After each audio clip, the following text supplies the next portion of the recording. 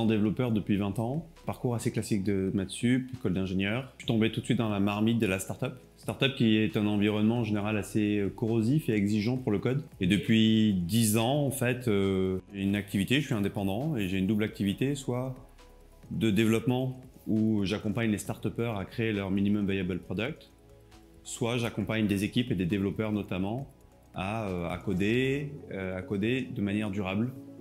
Et c'est tout l'enjeu du projet artisan développeur. Agilité, c'est la structure juridique.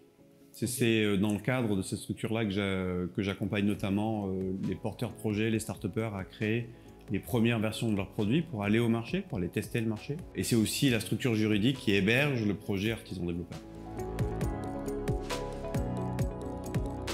Il y avait l'ambition dès le départ de partager, c'était un projet que j'avais vraiment envie de partager. C'est pour ça que, entre autres, je ne me suis pas spécialement mis en avant, mais mis plutôt en avant une démarche, une manière de penser, un manifeste, une envie, et donc tout ça cristallisé à un moment donné dans un logo. Aujourd'hui, Artisan Développeur, c'est une communauté, c'est un podcast et c'est tout un cursus de formation.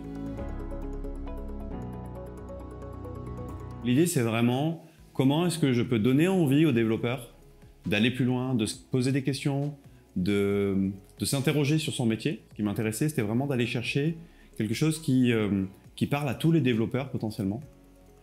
Et je m'intéresse notamment à tout ce qui est écriture de code durable, je l'ai dit, mais aussi à c'est quoi le métier de développeur, comment est-ce qu'on peut prendre du recul sur notre métier, comment on peut se former, comment on gère les enjeux de recrutement. Je me rends compte avec l'expérience qu'il y a un sujet qui est vachement important, un élément qui est très important pour moi, c'est de me sentir utile. Quand j'accompagne un start-upper sur ses projets de développement, je vais être très sensible à des choses comme est-ce qu'il va être capable d'écouter le point de vue technique?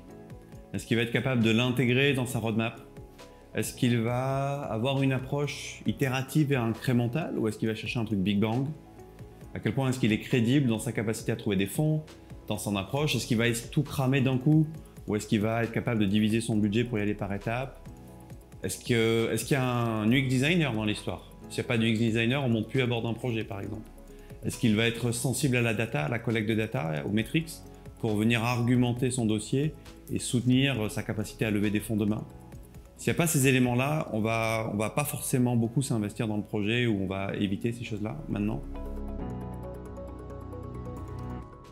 En fait, moi, ce qui est intéressant, c'est que j'ai les deux points de vue. J'ai le point de vue du développeur, mais j'ai aussi le point de vue du chef d'entreprise qui recrute des développeurs. Et des fois, quand je vois les niveaux de grille de salaire, j'ai un double sentiment d'un côté de dire « Ah, génial, on va pouvoir se vendre plus cher » et de l'autre, le recruteur qui dit « Attends, t'es gentil, mais il va falloir les payer, les gars ». C'est complètement délirant, les grilles de salaire qui sont demandées. Donc, une impression de marché qui est un petit peu fou. Et en même temps, un marché, alors avec un côté très archaïque, un peu mode foire d'empoigne, où je vois des recruteurs qui se battent, côté pas très professionnel, je trouve, qui me plaît pas. Puis à côté de ça, j'ai l'impression qu'il y a une maturité qui est en train d'arriver. Et je sais pas comment le dire, je sais pas comment l'exprimer, l'impression que les gens sont en train de se rendre compte que la techno, c'est bien, c'est important, et il n'y a pas que ça. Il y a tout ce qui va être soft skills, capacité à communiquer, capacité à s'exprimer, capacité à collaborer, à faire passer des idées. Ils s'y prennent comme des pieds, ils nous traitent comme de la viande. Des fois, j'ai l'impression que c'est voilà, il nous faut 10 kg de Java pour un GIS, quoi. Non, c'est pas comme ça que ça marche, en tout cas, c'est pas la bonne manière. De toute façon, le marché, il est aussi que, je pense notamment chez les jeunes développeurs, je pense qu'ils peuvent marquer des points. Mais un gars qui a 10 ans d'expérience, qui a déjà baroudé un peu, qui a fait 2-3 boîtes, c'est-à-dire des profils qui sont a priori les plus à forte valeur ajoutée, j'ai du mal à croire que les mecs arrivent à travailler comme ça. Le problème des recruteurs, s'ils n'ont pas été devs, c'est qu'ils ne savent pas leur parler en fait.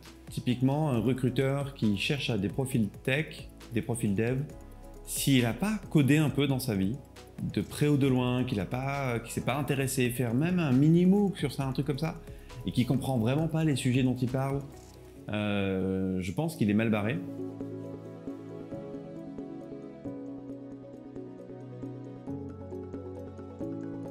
Pas tellement. La tech est souvent considérée comme une nécessité et rarement comme un levier de création de valeur en fait. Je pense que le développeur n'est pas considérés, mais en même temps, est-ce que les développeurs font tout pour être considérés aussi? On a aussi, j'ai envie de dire, un rôle à jouer, un pouvoir à prendre, une influence à prendre en tant que développeur. Je pense qu'il y a un enjeu d'humilité qui est important et il y a un enjeu de parler vrai. Les développeurs ont un radar à Pipotron qui est extrêmement sensible. Je vois beaucoup de CEO qui vont être drivés par les chiffres, dire ouais, on va gagner telle part de marché, on va générer tant de millions d'euros de chiffre d'affaires. Et puis quand ils recrutent des développeurs, ils essayent de les motiver avec ça. C'est pas forcément des discours qui vont nous motiver et pas tellement combien de millions je vais faire avec ce truc. De toute façon, moi je vais gagner juste mon salaire. Dis-moi en quoi je vais être utile au monde, en quoi je vais avoir un impact réel sur la vie des gens et ça m'intéresse.